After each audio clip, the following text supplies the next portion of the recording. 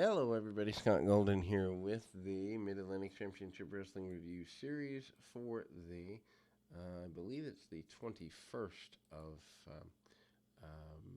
November 1981. Again, these 1981s things are hard to come by, only about 11 in 81. But anyway, we're going to run through all of these, about 200 up on the network, maybe find some other Mid Atlantic stuff here as well. But anyway, shorter number of matches than normal. Ricky Harris against Jay Youngblood kicking us off.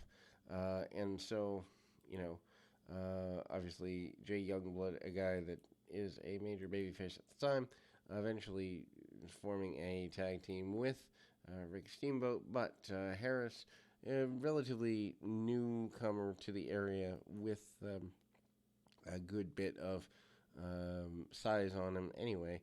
Youngblood manages to get into a headlock battle several minutes deep here, and Youngblood comes up and goes back to the headlock. Basic match. Amazing though is how over we see Youngblood truly is at this particular juncture. Ricky Harris, who later becomes Black Bart, is a guy who sends sends Youngblood up into the lights and gets a momentary advantage. A couple of body slams, obviously trying to find a place for him, but not necessarily knowing exactly where things are going. Youngblood does eventually get a victory pretty quickly here, and manages a win with a leaping elbow drop. And again, we see um,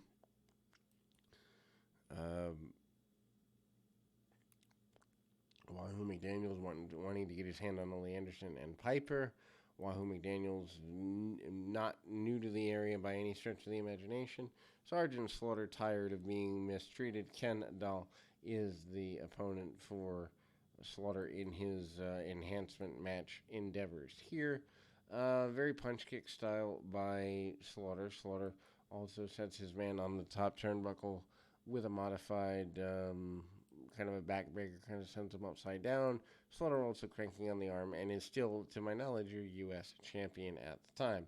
Slaughter manages to hit a couple of hard shots. Clothesline sends the man inside out, and Slaughter also goes for the Cobra Clutch, getting a reasonable quick victory there. Sunday, February 7th is a house show that they are plugging. They're plugging that here in November.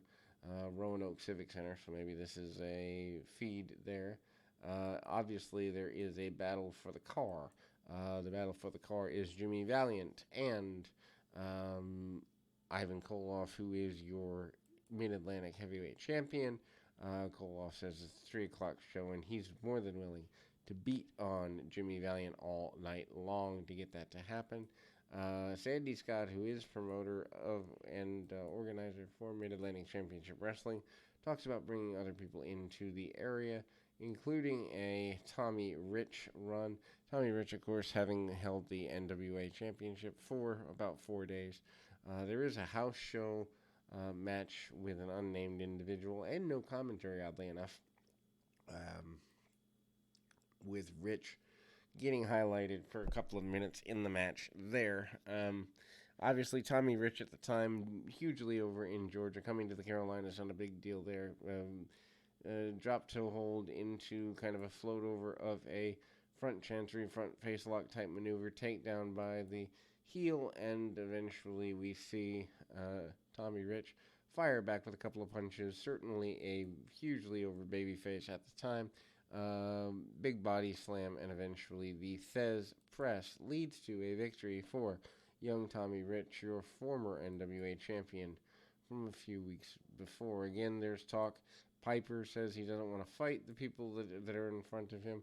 Piper says he doesn't want to do battle the way he wants to. Also, they're talking about a battle for kind of a bunkhouse battle here. Ole Anderson, Sergeant Slaughter, and Roddy Piper all demand to know who some of the other people are that are coming in. Highlights of a Angelo Mosca match from WWF television. So here is kind of the thing that's kind of there, which is really interesting. There's talk of different territories, WWF and Mid Atlantic doing business, everybody kind of working together at the time. Kind of interesting there. Also, a promo with Jake Roberts and Ricky Steamboat, who have teamed before. Also, Jay Youngblood brought in, so they're established as major baby faces. Piper and Ole Anderson, Sergeant Slaughter, their main adversaries there. Again, the wonder of tag team matches kind of brought out here. Then we go to an enhancement match for Jimmy Valiant. Valiant going at it with a kind of an underneath guy. A lot of punch kick there by Valiant and getting some back elbows, Irish whip, and Valiant doing a lot of jucking and driving and getting things going. Piper not really wanting to get in the ring with Steamboat, not wanting to get in the ring with Jake Roberts, not wanting to get in the ring with anybody, and feels like he's being discriminated against. The interference by various others as it relates to Piper, and then there is a interference match there, kind of bringing up Jay Youngblood and Ray Stevens coming up in a tag team match together. Jimmy Valiant saying he doesn't want to lose his car come February 7th in the Roanoke Civic Center. I can't believe the end of November and they're already plugging February, so I don't know if it's just they don't have wrestling there a lot or what that looks like, but it's definitely an interesting run there.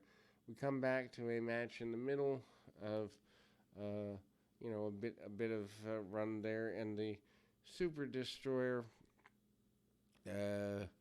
tag off Jake Roberts, kind of joining the match in the middle as we see Steamboat and Roberts in a tag match, Super D and the Grappler. Roberts managing to work over the leg and the hamstring of Super Destroyer. Steamboat coming in with several drop kicks. Tag off to Roberts. Lots of moving parts worth checking out from the standpoint of the traditional babyface work, but also Jake Roberts keeping in a lot of motion. A leader Jake Roberts almost strikes me as a guy who works a little harder or is a little less huff and puff. Anyway, constant tags with the baby faces, neither team really getting fully ahead, but you could kind of say that Roberts and Steamboat were a major team, maybe challenging the Anderson somewhere down the line. Super Destroyer, the ring is cut off by Super Destroyer, and the coming in by Super Destroyer off the kind of a blind tag there. We come back, and both guys, Jake Roberts comes back in, as does the grappler Len Denton, brawling around in a middle area there, and Roberts gets shot in the knee from behind there.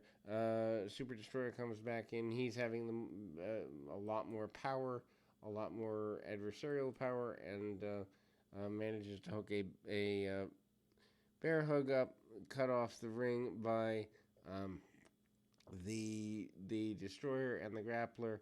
Jake Roberts takes a couple of body slams there and a backbreaker, and eventually things break down into a four-way brawl. And again, the bear hug is a pretty major thing. Ultimately, Piper runs in and gets involved in that. Piper trying to get under the skin of Jake Roberts. I guess they have a semi-major feud at the time. Also, Steamboat seems to be part of that as well. Steamboat comes in off the hot tag, nails the grappler with a springboard off the top rope. And Steamboat House of Fire, beautiful babyface work, as it were there. And all four guys in the ring here. Piper still out there somewhere, but a disqualification as Piper becomes involved in the match. The Destroyer leading to brawling there, and needless to say, Piper is happy with the chaos he's caused, but no one can really stop him.